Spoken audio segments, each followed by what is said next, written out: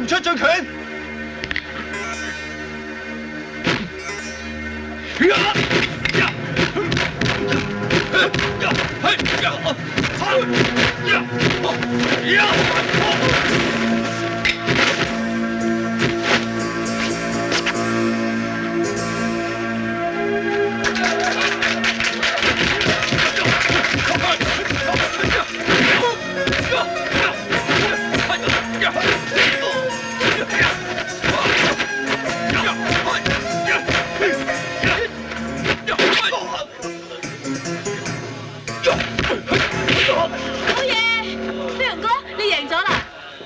冇啊！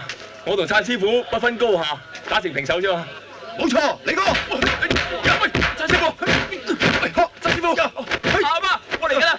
阿媽，啱啱叫我。唔該，第日玩過。哥，你啲魚啊？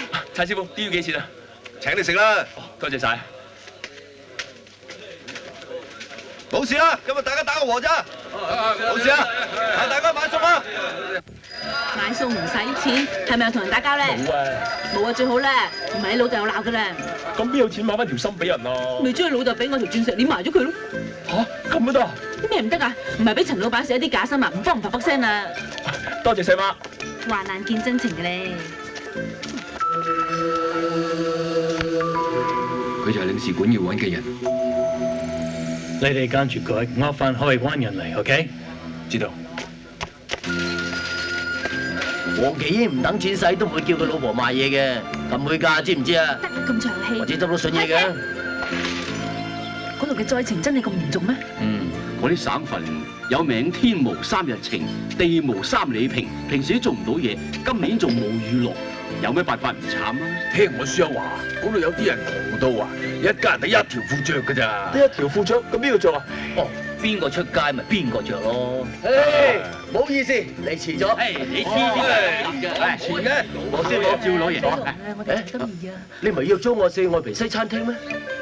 係咩？又開台啊？嚇唔係，同你搞扶貧嗰啲嘢啊嘛。哦，你唔係同我一齊去嘅咩？差啲唔記得要揾埋魚撐捐錢啊！係咁，唔好遲到啦，你哋仲唔快啲去？而家走先啦，走先啦，再見啊！行先啦嚇。唔好搞事啊！得啦。你哋帶人嚟。